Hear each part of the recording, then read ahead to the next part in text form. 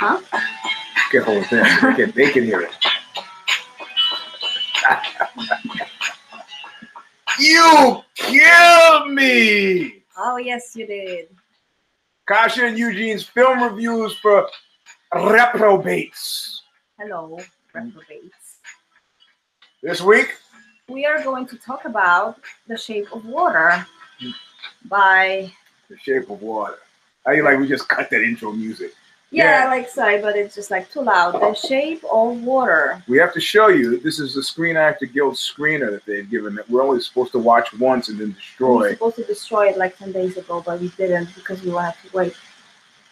And The Shape of Water is by wonderful Guillermo del Toro. Del Toro. Who we call Billy.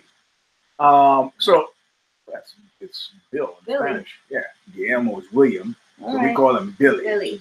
It's like you don't have to Raymond J. Johnson Jr. You don't have to call me Ray. You don't have to call me Jay. In any case, we call him Billy. But listen, there's a reason why, and Kasia doesn't even know this actually. There's a reason why I wanted to do this, and that's because a guy, there's sometimes people that you like and they don't even know that you like them. Well, this guy's name is Chris Desjardins, and he sings for a band called, or used to sing, I think he still does, a band called the Flesh Eaters.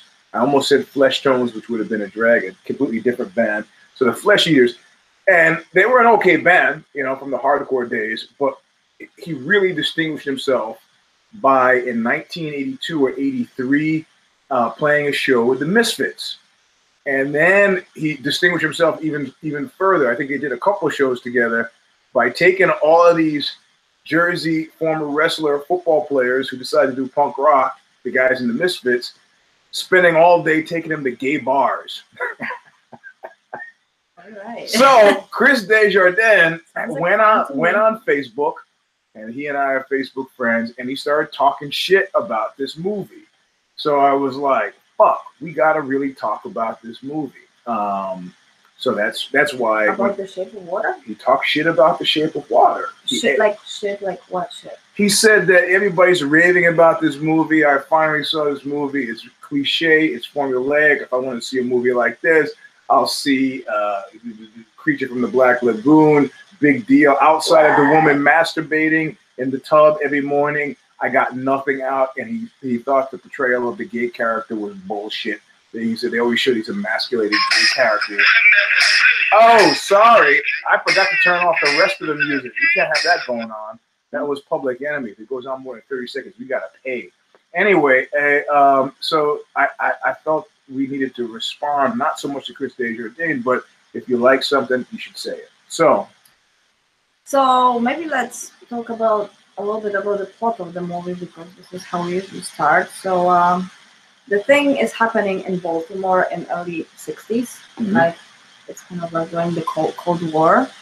And the main character, Elisa, she's working in a special lab. She's a janitor there, pretty much. She's just like cleaning floors and toilets and stuff. And she's a mute.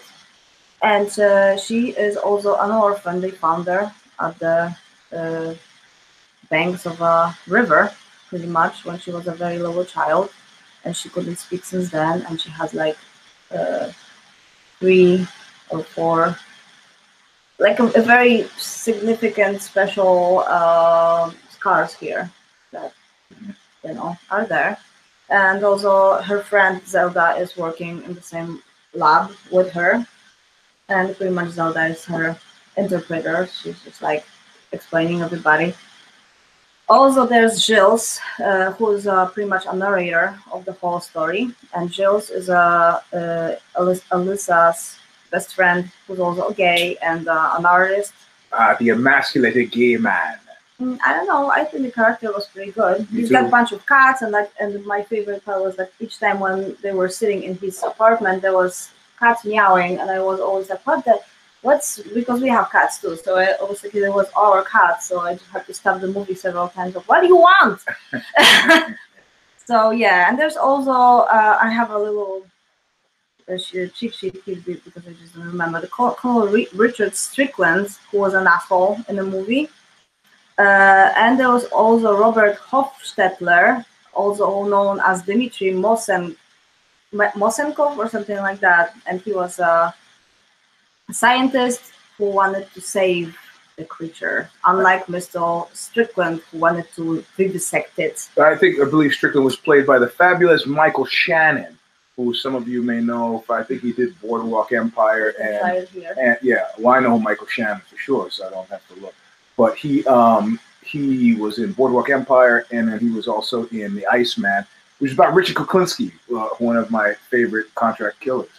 Well, anyway, one day they bringing something very strange to the lab, and at the same time, Eliza and Zelda are cleaning up there, and they find out a weird creature, like a kind of half amphibian, half man, half fish, half exciting thing. And apparently, Eliza, since like we've heard before at the beginning, she likes to masturbate in a bathtub every morning. That's her like a little ritual. Like I used to know a guy named Henry Vink who did the same thing. But he watched the same movie before he did it. It was a Super 8 reel. What? Well, it was noteworthy because he was Polish. Anyway, who doesn't like to masturbate in a bathtub? No, I don't take baths, but yeah, okay. Oh yeah, you don't take showers at all. I don't take showers either. The comedy no, never it's stops. A lie. It's a lie. Well, yeah, it doesn't start either, but you know. So, Colonel Strickland is torturing the poor creature, and he doesn't want to like even find any way to communicate with it. He just wanted to kind of force it to submission. And Eliza finds you know, she kidnaps it, takes it home, has sex with it. She can communicate with him very well, and she discovered that he can actually speak. He wants to learn the sign language, and he likes music, and he likes eggs too. So yeah, so in general they kidnap him because the scientist actually and of course there's USA versus Soviets. So their desire is to weaponize, weaponize it to a certain degree. So, and then they make a real interesting tie-in. They tie it into some of either Aztec or Mayan, or kind of, they give it the veneer of ancient. They talked about these people that they believed to be gods. Yeah, like he was found in Amazon, pretty much. Right. So I mean that the creature. So the backstory as it goes kind of, you know, encapsulates this idea that, you know, maybe that when these ancient peoples talked about gods, this is what they were talking about. Don't know. We don't know in the course of the spooling out of the narrative. Well, anyway, then they discovered that they can actually heal with the power of his like patch, and he can make you feel funny, and in general he's got powers that are not our powers, and he also can breathe air and underwater. And well, Eliza, they pretty much fell in love with each other, and yeah, that's pretty much the plot. And then they actually kidnapping him from the lab, and then there's shooting, and there's people getting shot. We're not going to give the spoiler, and then you know they just watch it. Yeah, there's an escape, and then you know, I mean, the bad guys are extremely bad. I mean, maybe this is where Chris Desjardins had his problem. The bad guys were cartoonishly bad, but there's a point with magical realism, which I think this could safely be considered magical realism, where you can't be that person sitting there going, "Oh, I'm sure he's got a cape. He can fly with the cape. Oh, he comes from another planet and there's Krypton." And you can't do that. You have to suspend disbelief momentarily to enjoy it and focus on the task at hand, which is the movie that you've been given. So in terms of the 4 Academy Awards that it fundamentally ended up winning, I think I can safely say I think it deserved them all. Oh, me too. It was a beautiful movie. And if you've been a fan of Guillermo del Toro, if you've been a fan of his, you notice that, I mean, this is one of those things like when you go into a restaurant and it's like the music is good, the lighting is good, the temperature is good, the ambiance is good, appetizers are good, all of the little things that in aggregate make a great experience. You have to say in this instance, attention to detail. I mean, I don't know how many of you listening came of age in the 60s, but this was pretty freaking accurate. I mean, from things like toaster cozies that I would see at my, great aunt's house to, it was a loving encapsulation of the age, Yeah, and everything was on point, like the color match, the interiors, how the characters were, how they were dressing themselves, and like it was just beautiful detail everywhere. And of course, it was a fairy tale. Right. It was like a modern fairy tale. Like, don't expect the movie to be. Well, his beef were. I mean, he didn't have a problem with the cinematography. He didn't have a problem with the costumes and the dressing and the painstaking attention to detail that went with what you saw. He had a problem with the writing, apparently, and not even so much such the acting, but the writing. And that's what the characters were saying and the characterizations that they were portraying. And I think that the Richard Jenkins, who played the gay downstairs neighbor, he did not like. And what I know of Chris Desjardins, I have to say, okay, he's a sane guy. Let's analyze whether or not Spencer's character or Jenkins' character was lightweight. He thought Michael Shannon was poorly used. He was like so much of a heavy. So it's like, I guess what he's saying is that he could have amped up Jenkins, the gay neighbor, and amped down Shannon, and that the story, the woman's involvement, and this would be Sally Hawkins, the actress's name, her involvement could have been nuanced. But I'm going to have to call going backwards in time bullshit on the nuance thing because, like Kasia said, it's a fairy tale. Mm-hmm. So, I mean, it's a magical realism. I mean, how do you nuance a sexual relationship with a sea creature? Yeah, pretty much. That was, of course. But and it's not like there's that one woman who did the research with the dolphins who was masturbating the dolphin, right? And then when she left, the dolphin got the dolphin he fell in love with her. Yeah. That's a different story. And that's like real. Yeah. So if you can't, if your critique is going to be, the story's been, no, that can't be a critique. So let's get rid of that. Let's get that off the table. And let's look at. Let's just accept the fact that it's a fairy tale and not everything is like real. It's even the fact that it's a Baltimore in the 60s is kind of alternative reality in there. Right. Like things are happening that normally wouldn't happen. There were gentle touches on race issues, gentle touches on gender issues, and so on.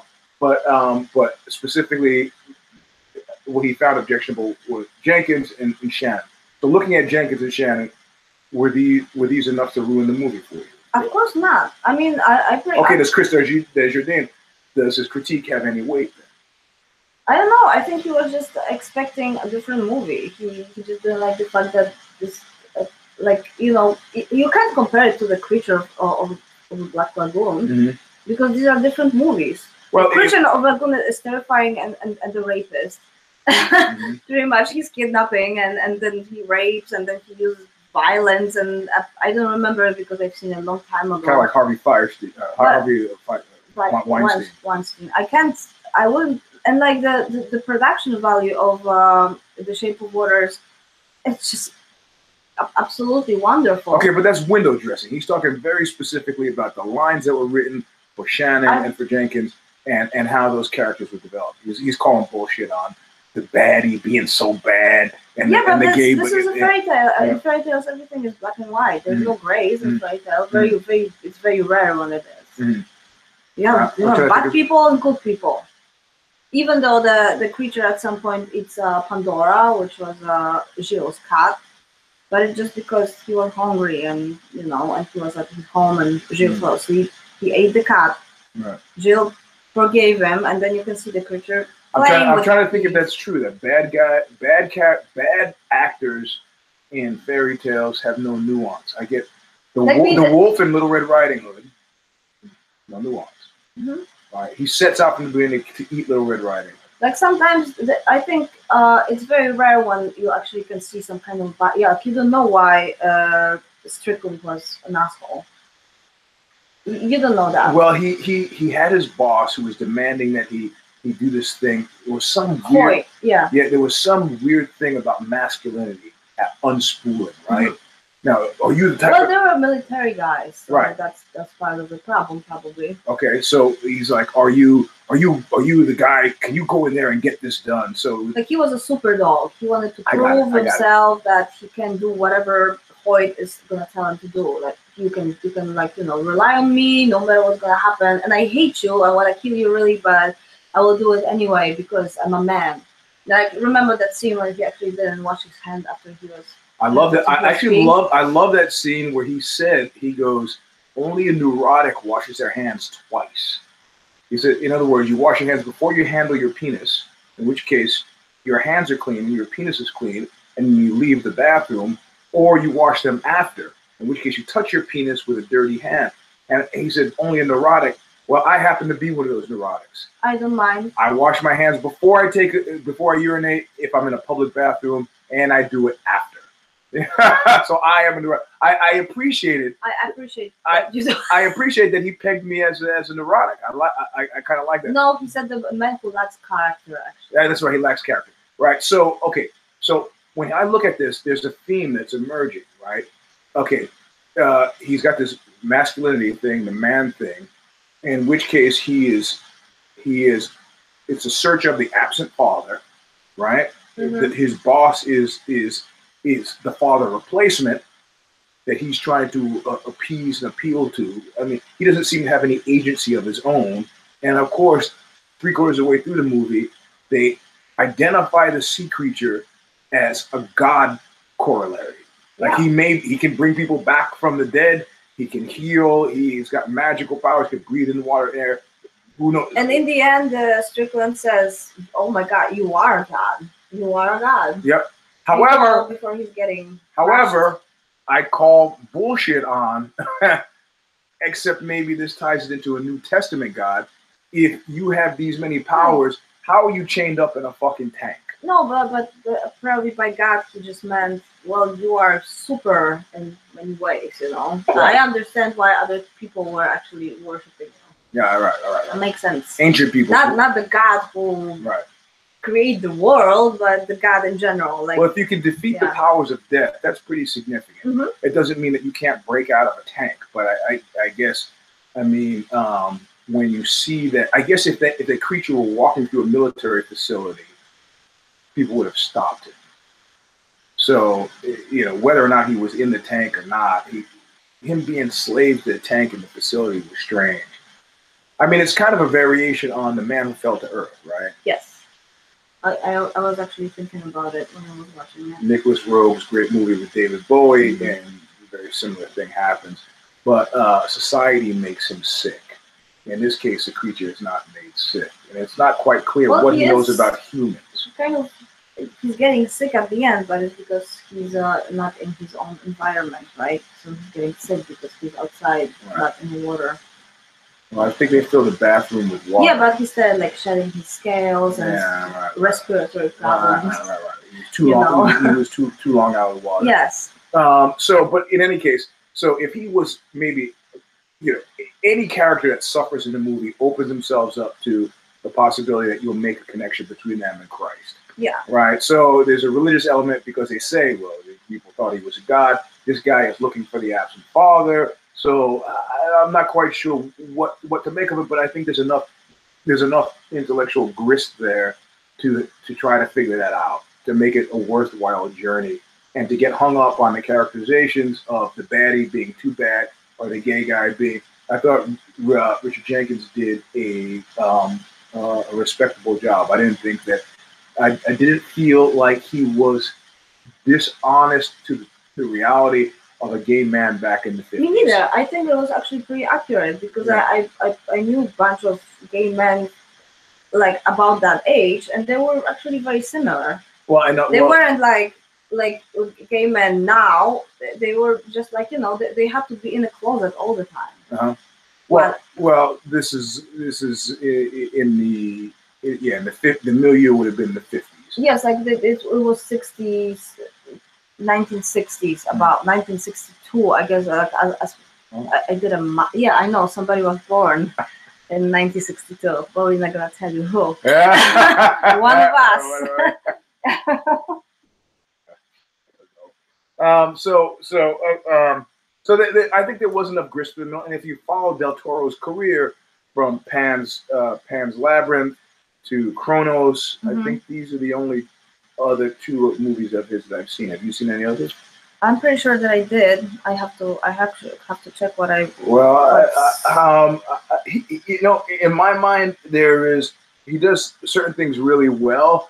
I think he's like not a tactician. That's not the word that I'm really looking for. He reminds me to a certain degree of Michael Haneke, but he's not cold, hard, or cynical. And Haneke's movies tend to be cold, hard, and cynical. He's like, well, he's Oh yeah, he did Hellboy. Yeah, he did Blade 2. He compared to Haneke, he's Crimson Peak. Yeah, correct. Right. I love Crimson Peak. Compared to Haneke, he's soft, right? You come away from Haneke's movies having a very different feeling. You get the sense that much like somebody like Peckinpah, that Haneke doesn't really think that much of humans. I think that Del Toro is fundamentally a humanist. Yes, of course, and it was. There's nothing wrong with that. Like, why everybody expect every movie to be super heavy and like. I thought his movies were. I think his Pan's Labyrinth was fairly heavy. It was fairly heavy, yeah, but it was still a fairy tale. Yep. And I like it. And fairy tale can be heavy and can be less heavy, but in general, I think Shape of Water was about communication and love. And about finding your own, like it's kind of a journey through life when you are traveling alone, and at some point you are just sensing that this is the person you are going to love, probably. Well, she said something really interesting in the movie. She said, everybody else sees me and they see what's wrong with me. Yeah. Right? And the creature sees me and sees me as I am, and which was pretty instructive for you as a viewing audience, because a tendency, anytime you have a movie with somebody with a disability, there's the awe factor. And she didn't have that awe factor at all. Correct. She was very cool with herself. Right. Like you never had this feeling that she is a cripple or something like that, or disabled. She was doing very well with her different ability, but she was not happy. I don't know if she wasn't happy. I think she was pretty unhappy, actually, right? I didn't see the unhappiness. She might be a little lonely, but that was the basis of the speech, right? But I think everybody else sees what's wrong with me. The creature just sees me. So there seemed to be some sort of dissatisfaction with the lonely bathtub masturbation and. Yeah, but at the same time, she kind of she was giving a lot of feeling to Gilles. Like they were actually living they were very close to each other, not like a couple, but very close, like the best friends ever. Now you've seen it. Kasia watched it twice. I've only watched it once. Was there a point at which they dealt with? I think they did deal with this, and you can refresh my memory. At one point, she kind of made a pass at him, and then he goes, "My dear, I'm gay." No, it never happened. It never happened?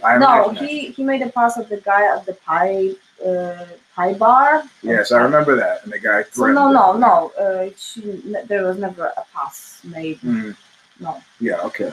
All right. I seem to remember that somehow, but I guess it did not happen. Yes, and the guy at the pie bar was also the guy who was a racist prick. That much I remember correct, right? Okay. And a homophobic prick, too. Yeah, as well. So, I mean, I'm going to, I could see the reasons why. I mean, it gets hard if you live in LA where Chris Desjardins lives, and, you see, I mean, it just gets, it's suffocating maybe. But fundamentally, I'm going to have to say that I enjoyed this in a lot of ways. First of all, it's difficult to make a horror movie. Second of all, horror movies don't always have to be scary, in my mind. I mean, magical realism, fantastical, sci-fi, these are all, in my mind, fit the definition of potential horror. It's nice if a horror movie is scary. I mean, there were some people who were scared by an Evil Dead, but of course, by the time Evil Dead got to Evil Dead 2, it had become comedy. That was a horror comedy, right? So I would comfortably put this at horror fantasy. And I have to say, based on its merits, I enjoyed it. How I would call it a love story too, because this is what it was. It was a love story, and it's not so easy to make a good love story. correct. A good love story that doesn't yield to fucking bullshit, you know, worn out cliche tropes about. I mean, but of course, you could take what is the thing, Marty, the movie with Ernest Borgnine, where he plays the developmentally disabled a guy, and there's a lot of off factor. So to be able to take people that are differently abled, even though the sea creature was a god apparently, and to have it without the off factor and just fundamentally forget kind of at the end, and it's a love story. Yeah, Yeah, I mean, it was a love story, and it was also about what's very essential in love, which is communication, which I really dig, because communication is very important in a relationship. In that way, I'd say this is 10 times more successful than You've Got Mail, Tom Hanks, Meg Ryan, pot boiler of yesteryear. I think that, I'm not even sure. There's certain movies that I will never. I like Tom Hanks, but I like Tom Hanks too, and I was okay with Meg Ryan, but I'm just not seeing that, you know. And I, it's weird, and I like Nora Ephron too, who wrote it, but I just don't like that cheeseball shit. I don't the awe factor. I don't. And I'm okay with babies. I like babies are cute and puppy dogs, little kittens. I go, that's so cute. But movies that, I mean, multi-million-dollar corporate enterprises bent toward trying to make me feel some sort of sentimentality, fuck off with all that. So anyway, here's the part where we do our secret review thing. It's just so secret. Okay. I actually still haven't decided, but I'm just gonna go for it. Like I will let. Okay. I will let my fingers guide me. Okay, so on the clear your mind. Okay, on the count of 3, we're gonna hold up fingers that indicate our rating. See, if we were more sophisticated, we would have like a projected image here. Like so, at some point when we get enough viewers, somebody will actually tell us how to do it, and we'll just have the number on the screen. But it won't really work because we have 2 different numbers. But whatever. Anyway, okay, ready? A 1, a 2, a 3. What is that? What do you got? I got 8. You got 5. Well, you're doing this thing. If this is a European thing. If I go 3, I go like this. It's 8, but it's so great. This is Inglourious Basterds. It's like this and like this. Yeah, and that confuses me. Now I forgot what I did 7. I did 7. Very close. We got it close. So I mean, it won 4 Academy Awards. Doesn't mean shit to us. The Academy Awards it won. I don't remember. These are the ones it was nominated for. Can you read that? No, you can't, because I'm moving it too fast. That's why you can't read it. You can't touch this. You can't touch it. You just read it. Well, those are the ones it was nominated for. Those are the ones that won. You can see it probably like a mirror. But I don't feel as bad for it winning as I do Ordinary People beating Raging Bull back in 1980. I don't feel bad about it at all. Yeah, and I like Michael Shannon enough. I didn't know Sally Hawkins before this, and I liked her and paid attention I was like, oh, PJ Harvey. Like seriously, for the first 5 minutes of the movie, I was like, "Wow, PJ Harvey's gonna roll." I'm so glad, and then I was like, "This is not PJ Harvey." No, and she's a British actress, and I always like when they take a non. I just like when they upend the whole star system. Like I don't need that. It didn't need to be Jennifer Lawrence, right? For me to enjoy the movie, I didn't have to have Jennifer Lawrence playing a mute woman. And then Octavia Spencer. She was great. She was great. Oh my God, she was right. She was pretty. Like because this is like when you have a mute who doesn't speak at all, you gotta like make friends with somebody who just constantly blabs and blabs. Yeah, right. Like I'm not a mute, but believe me or not, I'm not speaking that much. There's a connection being made. But this is my Zelda. Well, she in my mind actually she trod a little too close to the sassy black mammy thing, but she was excellent. Close, but not close enough to make me unhappy with it. And then the interplay between her and her husband seems Brewster. Brewster was really true for the age from what I'm remembering growing up in the 60s. So, like I said, it was. I'm having to tighten up on the review system because I thought the first one we did, which was for what was the first movie we reviewed, Black Panther. I thought we had a little, I gave it an honest rating, but I just thought I want us to be a little harder. So, yeah, like I gave a little bit too probably many points to Veronica last week, but whatever. yeah, Veronica, the scariest movie ever. It wasn't that scary. That nobody saw but us because we have Netflix, I guess. But whatever. So, The Shape of Water, I give it a 7. She gives it an 8. If you haven't seen it, you know. No, really watch it, especially if you like fairy tales and like kind of mythology and Guillermo del Toro. Yeah, there's a warming darkness to his mise en scène. You know, his vision that I find very comforting. And he made a big deal when he won the award about how 4 of the 5 best directors have been won by Mexicans. You know, and you want to build a wall to keep us out, and people like, yeah, that's right, Mexicans. And then somebody else pointed out to me, well, he's from Mexico, but he's not Mexican. I go, what? I go, what do you mean? Well, the person who's telling me this was Mexican, and also giving a nod to the fact that Mexico is not a homoglot. It's not like you have. There are color gradations in Mexico, yes, of course, and class gradations. He's not the Chuchi Frito man who is a mestizo that's mixed up with the Indian blood. And I was like, I can barely handle America without coming into the racial divides in Mexico. Tell me about it. Yeah. I'm completely confused in America. Yeah. But anyway, I love Del Toro. Me too. I like Kronos. If you haven't seen it, Pan's Labyrinth. Hellboy was excellent, and Crimson Peak. Crimson Peak. These were all solid. Like it was really decent horror movie. Solid. Really beautiful again because of Guillermo del Toro. The thing is, if I have a choice between having Del Toro make 5 more movies and Steven Spielberg making 5 more movies, I'm sorry, I'm going to give it to Del Toro. If I have a choice between, at this point, 2018, Scorsese making 5 more movies and Del Toro making 5 more movies, I'm still going to give it to Del Toro. I think that Scorsese is past his coked out prime.